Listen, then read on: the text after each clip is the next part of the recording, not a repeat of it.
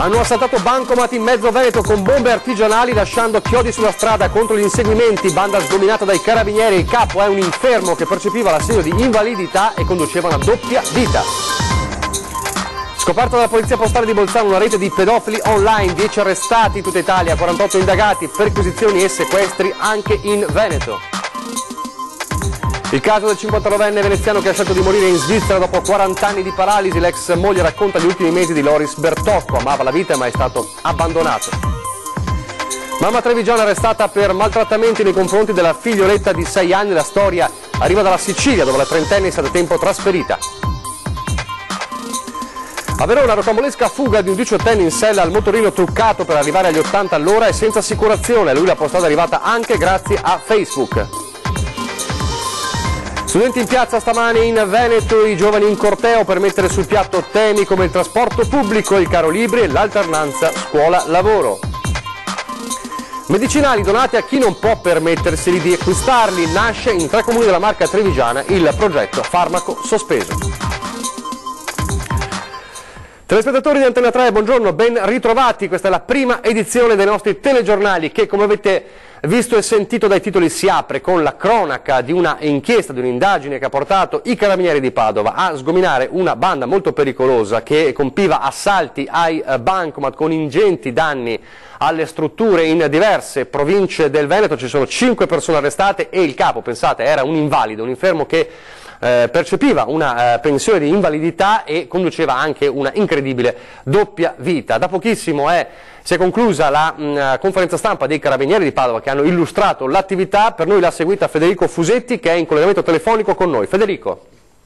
Sì, buongiorno Nicola, buongiorno ai telespettatori. Sì, come hai detto, molto pericolosa l'attività di questa banda. In realtà gli arrestati sono 5, ma ci sono anche 2 ulteriori arrestati perché sono stati trovati in possesso dell'esplosivo, quasi 800 grammi di esplosivo che è stato recuperato nelle loro abitazioni, quindi alla fine gli arrestati salgono a 7. Razziavano i bancomat tra le province di Padova e Venezia, lo facevano con bombe artigianali e l'attività di indagine è partita un anno fa. Poi durante un colpo avvenuto a Candiana, quindi siamo nella bassa padovana, grazie alle telecamere di videosorveglianza si è notata la presenza di un uomo che aveva una vistosa pancia in più che zoppicava, ed è proprio l'invalido di cui parlavi, un uomo che percepiva la pensione di invalidità, aveva una doppia vita, 2 famiglie in pratica e che è stato il punto di partenza per le indagini dei carabinieri che poi sono arrivati anche agli altri componenti della banda. Come dicevi, colpi molto pericolosi,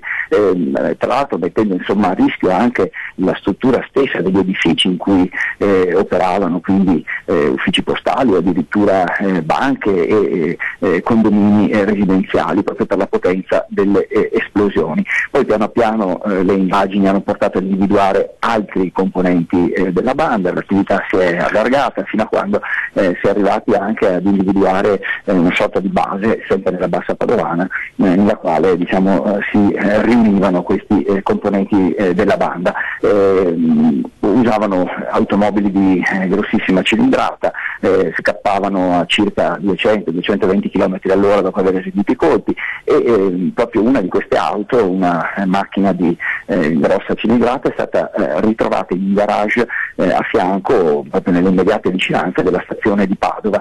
Era lì nascosta in un garage pronta per essere utilizzata proprio per i prossimi colpi. Ora, dicevo, questi uomini sono in carcere e potrebbero essere responsabili di una ventina di colpi, secondo i carabinieri. L'ultimo particolare: erano davvero attentissimi a non utilizzare i telefoni, addirittura bonificavano le automobili che utilizzavano ogni 2 o 3 giorni per evitare di essere seguiti. Ma i carabinieri ce l'hanno fatta lo stesso. Direi che per il momento è tutto, a quella linea.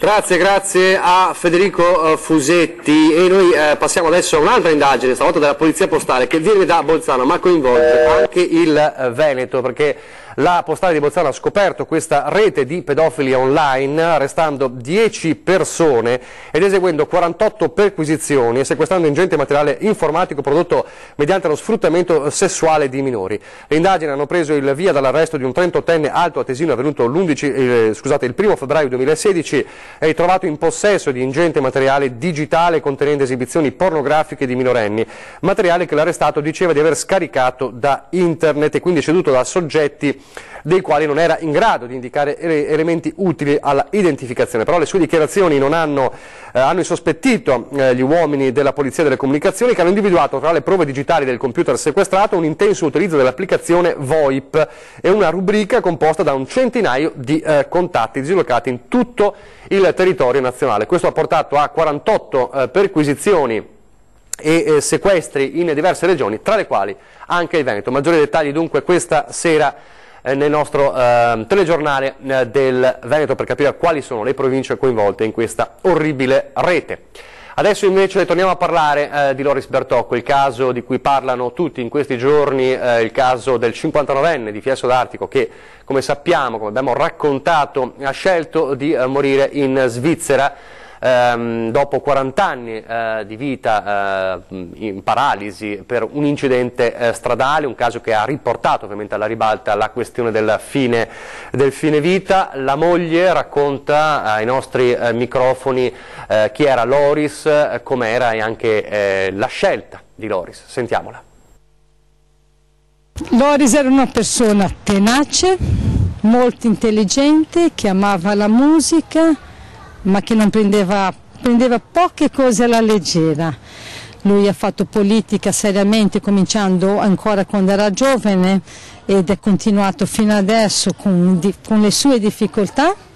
E Loris era una persona, io direi solare, che ha amato la vita, e ho avuto la certezza di questo oggi con il fatto che da questi giorni, da ieri così, e negli ultimi giorni che siamo stati accanto a lui c'è stato un amore e lui di questo ci ha ringraziato e noi abbiamo fatto questo di cuore. Allora io dico che Loris era un duro eccezionalmente bravo. Ecco. Trattiene a stento le lacrime l'ex moglie di Loris Bertocco. 21 anni insieme, da 6 erano separati ma restando uniti.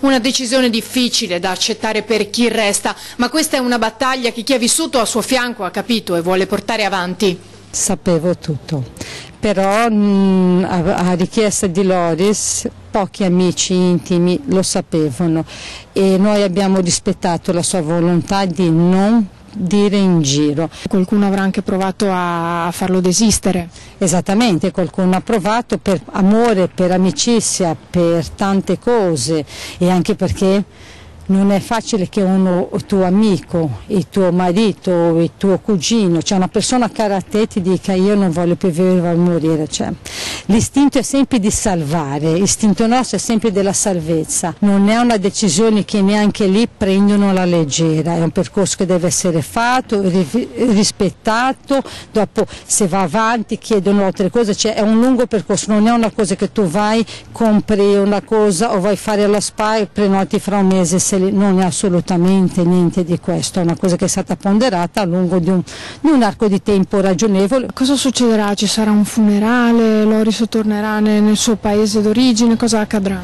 Allora, io queste cose ancora non so, sicuramente Loris tornerà qua e adesso non c'è stato ancora il tempo di parlare di questo perché è tutto molto difficile, ma sicuramente ci sarà come ricordarsi di Loris e come onorarlo e come, se posso dire più che come onorare, festeggiarlo, perché se lo merita un riconoscimento anche per tutto quello che sta succedendo da ieri alle 2 di pomeriggio fino adesso.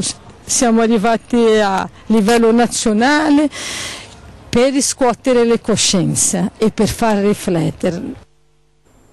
Un caso, lo diceva la signora, che scuote le coscienze e fa interrogare ancora una volta le persone, anche tanti veneti, sulla questione del fine vita. Sentiamo.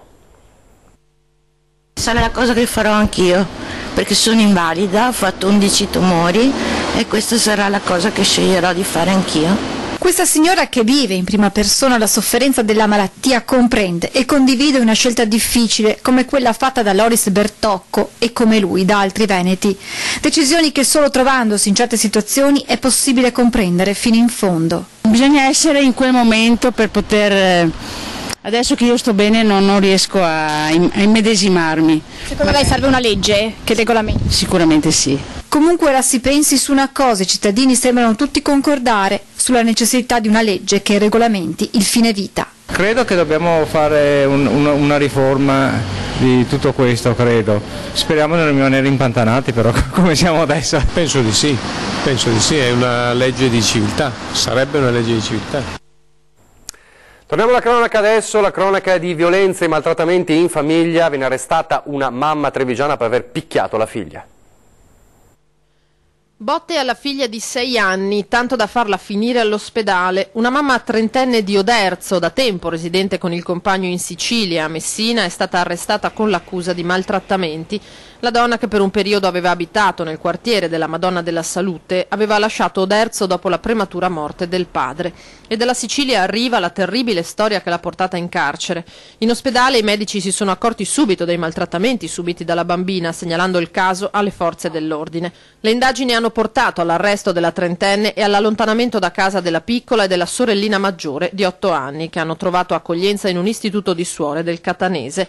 La bimba di 6 anni, che deve frequentare la prima elementare, a scuola era andata finora solo un giorno, ma la maestra non aveva segnalato alle autorità le continue assenze. Alla madre è stata tolta la patria potestà, mentre il padre naturale non fa più parte della loro vita da tempo.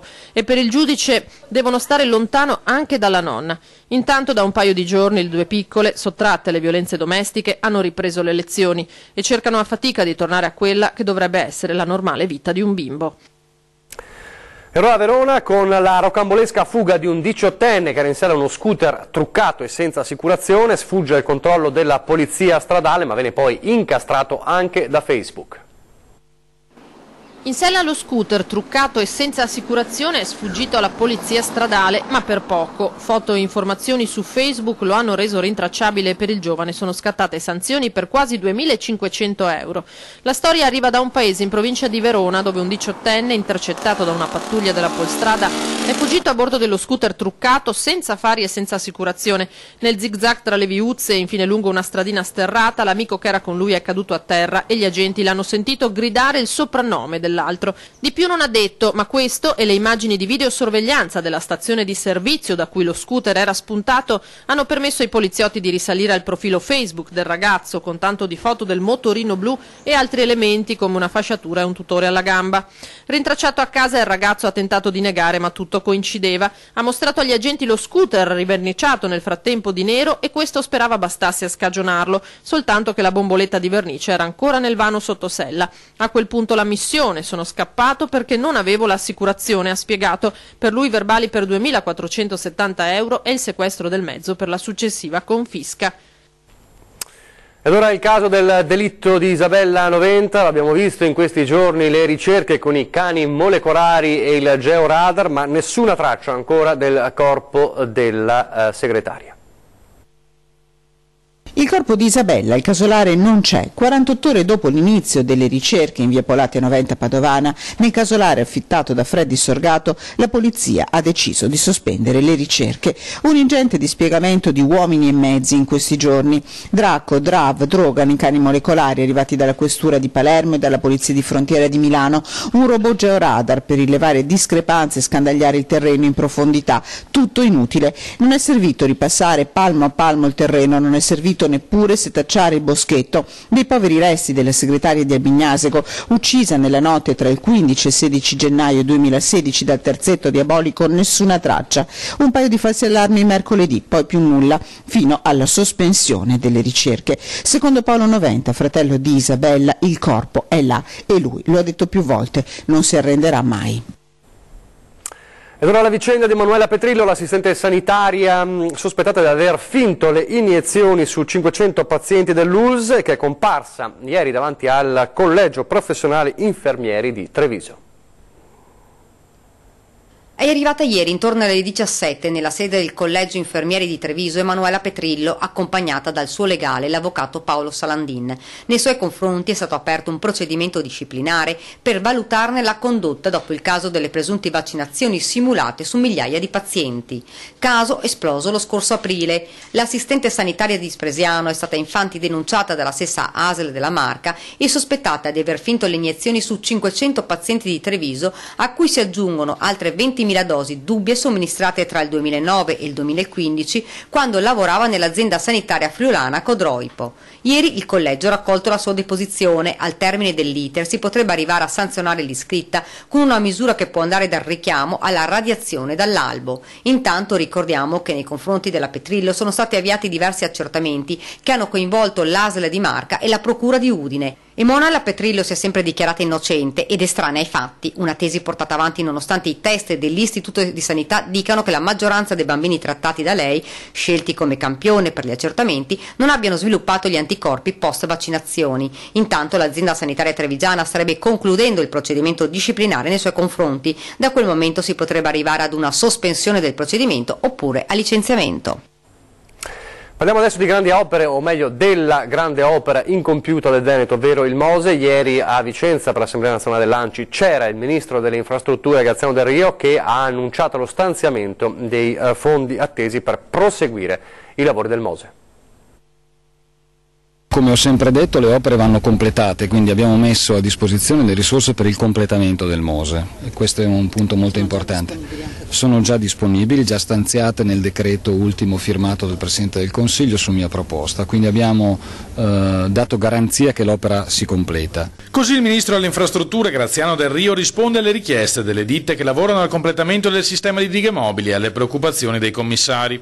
I soldi ci sono e l'opera sarà terminata, dopodiché si aprirà la partita della gestione che il Comune di Venezia ha chiesto per sé, ma sulla quale ormai deciderà il prossimo governo. Adesso stiamo affrontando con i commissari il tema della manutenzione di quest'opera, della loro, perché questa è una grande opera, anche quella di farla funzionare e farla mantenere, quindi stiamo ragionando su qual è lo strumento più idoneo per questo, però intanto il Mose verrà completato sicuramente. Sull'altra grande incompiuta di Venezia, Del Rio promette invece soluzioni entro la fine della legislatura.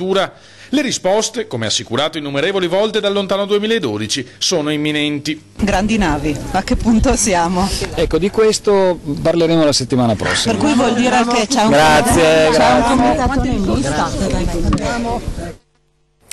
E se il Mose è un'opera incompleta, c'è un'opera invece tutta da pensare da tempo, da mesi, creando diverse polemiche, ovvero l'ospedale, il nuovo ospedale di Padova, e che il tema sia bollito stamattina anche quanto successo stamattina nella sede di Palazzo Moroni, dove era in corso una conferenza stampa del Comune, della Giunta sul nuovo ospedale. Vedete le immagini dell'opposizione che ha fatto un po' di bagarre, ha mostrato uno striscione, Padova Est subito, ovviamente questa è la tesi dell'opposizione, e ha richiesto a gran voce, queste immagini si riferivano quindi a una protesta per chiedere a gran voce un consiglio comunale ad hoc con il governatore Luca Zaia sul nuovo ospedale. Dopo quelle immagini, un po' di tensione e di protesta, c'è stato il via libera, l'ok tra Massimo Bitonci, il rappresentante dell'opposizione, capogruppo della Lega Nord, e il sindaco Giordani, quindi ci sarà questo consiglio comunale serale sul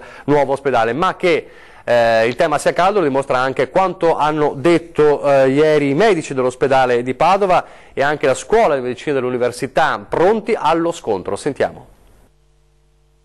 Io ringrazio il sindaco che sta lavorando al progetto, mi dispiace che non abbia avuto un momento per confrontarci con noi, perché ripeto, se si vuole il confronto siamo aperti, se si vuole lo scontro siamo altrettanto aperti. Nessun confronto con il Comune, nessuna intenzione di arretrare da una posizione che ritengono giusta e meditata. Medici pronti allo scontro con il nuovo primo cittadino, con in testa Mario Plebani, presidente della scuola di medicina, che arriva al saluto dei 12 primari che lasciano l'azienda ospedaliera dopo aver conosciuto le future matricole della facoltà. Sul nuovo ospedale, sul progetto tirato fuori dal cassetto a sorpresa dal sindaco Sergio Giordani, fotocopie delle giravolte sull'ospedale del primo Bitonci con il suo piano sul sito attuale, il loro giudizio è secco: no. Io vorrei chiedere a qualcuno, spero che lei non abbia parenti, ma dei pazienti che in questi anni hanno sentito il rumore dei martelli pneumatici al policlinico, 10 anni di lavori, ai bambini della pediatria e alle mamme che vanno lì, vorrei chiedere a loro se pensano che sia realizzabile lavorare facendo un progetto di nuovo sul vecchio. Sotto l'albero i padovani aspettano di trovare il progetto dell'ospedale promesso dal sindaco, ma quanti Natali sono passati senza che niente si muovesse, lasciando nei cittadini l'unica sensazione che si stia o si voglia prendere tempo. A sostegno della facoltà di medicina anche il rettore dell'università Rosario Rizzuto. Questa è la posizione che noi abbiamo espresso con coerenza.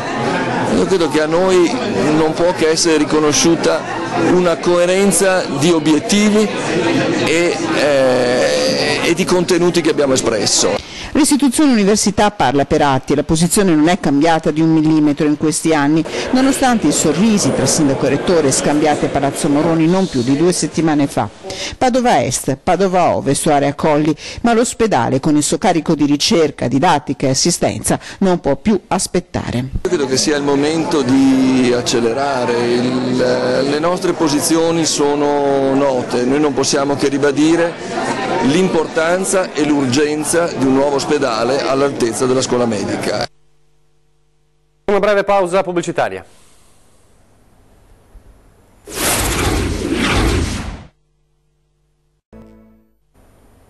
Rieccoci in studio, prima edizione del nostro telegiornale, andiamo a Vicenza, una maxi bolletta combinata, una maxi bolletta dell'acqua per il campo nomadi di Via Cricoli a Vicenza, ce ne parla in diretta telefonica la nostra Vanessa Banzato. Vanessa. Sì, ancora una buona giornata dalla redazione di Vicenza, sul tavolo questioni dell'acqua dei nomadi del campo di Viale Carità. A pochi mesi dei pagamenti infatti degli insoluti relativi ai consumi delle famiglie residenti nell'area e alle questioni delle installazioni dei contatori, ora è la volta delle bollette alle stelle con cifre che vanno a toccare e superare anche i 1.000 euro dalla metà di giugno fino alla fine di settembre. Ovviamente non sono mancati malumori tra i nomadi e nonostante, lo ricordiamo, il Comune abbia versato fino all'anno scorso, a partire dal 1999, 23.000 euro l'anno per pagare l'acqua usata nel campo e usata dagli stessi nomadi. Questo fino all'anno scorso, quando scoppiò la battaglia degli insoluti, un conto, lo ricorderete, che ha sfiorato i 50.000 euro e finalmente la questione pare essersi sistemata. Quest'estate la definitiva messa in regola, le fatture nominali per ogni utente residente nell'area, si comprendono le spese di allaccio e quelle dei consumi presunti da giugno a fine settembre. Oltre, lo vogliamo sottolineare, ed è stato sottolineato tra l'altro anche dallo stesso assessore Sala, il recupero del debito pregresso. Per chi avesse problemi a saldare subito la bolletta, fanno sapere dal Comune, c'è la possibilità di chiedere una rateizzazione. Questo per il momento è tutto, ricevo la linea allo studio. Grazie a Vanessa Banzato. Adesso vediamo gli studenti in corteo, oggi manifestazioni in tutte le piazze del Veneto e d'Italia con tanti temi sul piatto, vediamo come è andata stamattina a Treviso.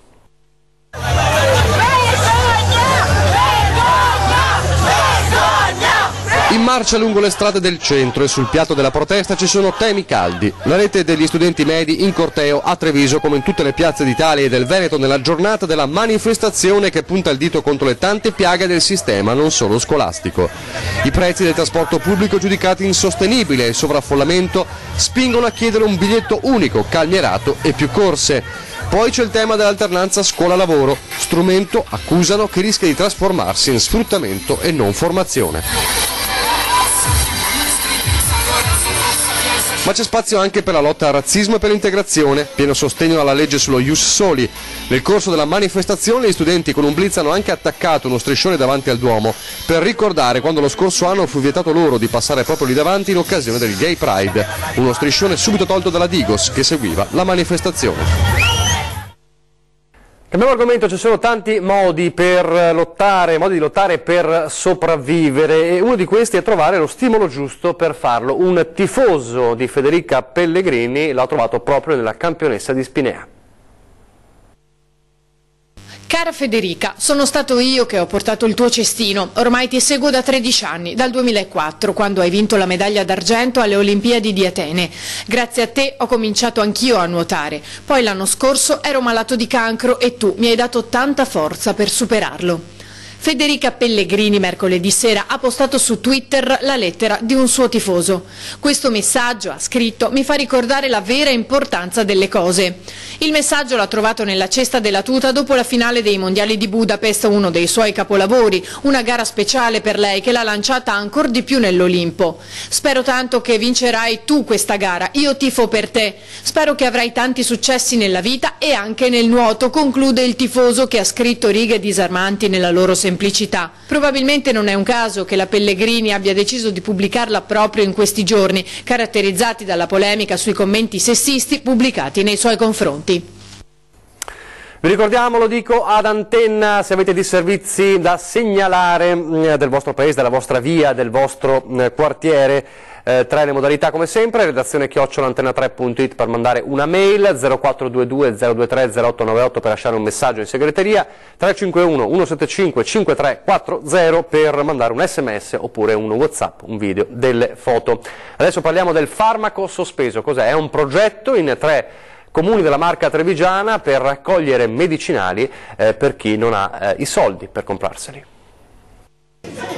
A Napoli, per offrire un caffè a chi non può permetterselo, c'è l'usanza del caffè sospeso, pagato al bar da un cliente a beneficio di uno sconosciuto. Così nella Marca nasce il progetto Farmaco Sospeso, medicinali comprati e lasciati in farmacia a disposizione di chi non può permettersene l'acquisto. L'iniziativa parte nei comuni di Casier, Preganziolo e Zero Branco con la collaborazione dell'ULSS 2 e delle farmacie. Tutti i cittadini, indistintamente che vogliono donare i farmaci, possono recarsi nelle farmacie, comprare il farmaco da banco che è contenuto in una lista ben specifica e stilata dall'ASL 2 e donare il farmaco lasciando anche lo scontrino. Chi invece si trova in stato di necessità, ISEE fino a 7.000 euro, e vuole usufruire dei farmaci donati, deve recarsi ai servizi sociali del comune con la ricetta del medico. Il servizio sociale fornirà una tesserina con 12 accessi aperto all'intero nucleo familiare del richiedente e con quello la persona si recherà in farmacia e ritirerà il farmaco. Anche nella Marca è cresciuto negli ultimi anni il numero di persone in difficoltà, famiglie che avevano un reddito normale magari ma entrano in crisi per la comparsa di una non autosufficienza e non possono permettersi di acquistare i farmaci da banco a pagamento. La crisi che abbiamo attraversato in questi anni ha condotto delle famiglie anche nella ricca Marca trevigiana sotto la soglia di povertà. Ma la cosa importante è che a livello delle comunità c'è un'attenzione, una sensibilità e ci sono dei livelli di solidarietà che permettono di dare vita a progetti come questo. In chiusura velocissimamente per ricordarvi, ore 13 fra pochissimo si parla anche di sicurezza stradale ma non solo, e questa sera 20:10 dopo il telegiornale di Treviso, la politica e tanti temi sotto i riflettori con Alessandro Basso dei giovani del Partito Democratico di Treviso e Massimo Candura, segretario comunale della Lega Nord di Treviso. Vi lascio adesso alle previsioni del tempo, grazie per averci seguito e arrivederci.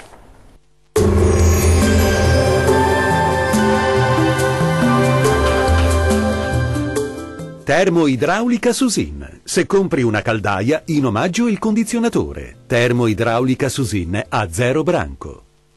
Ben ritrovati al meteo di Antenna 3. Ennesima giornata di sole su tutte le nostre regioni, non sono attese piogge.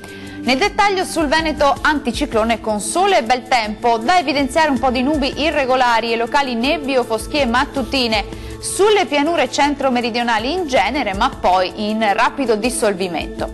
Diamo uno sguardo alle temperature, le massime saranno comprese tra i 19 e i 23 gradi, valori minimi sui 9-13 gradi circa. Andiamo ora a vedere che tempo farà sul Friuli Venezia Giulia. Anche qui bel tempo con cieli sereni o poco nuvolosi, qualche foschia o nebbia mattutina soltanto sulle pianure centrali. Le temperature massime sono attese tra i 19 e i 22 gradi, valori minimi sui 12-15 gradi circa. Concludiamo con la situazione meteorologica del Trentino Alto Adige. Qui avremo una splendida giornata soleggiata e stabile ovunque, cieli del tutto sereni e assenza di nubi.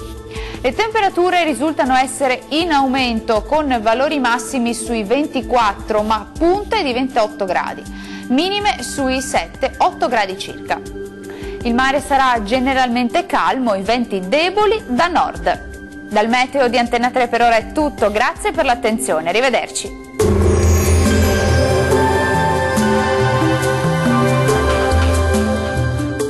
Termoidraulica Susin. Se compri una caldaia, in omaggio il condizionatore. Termoidraulica Susin a 0 branco.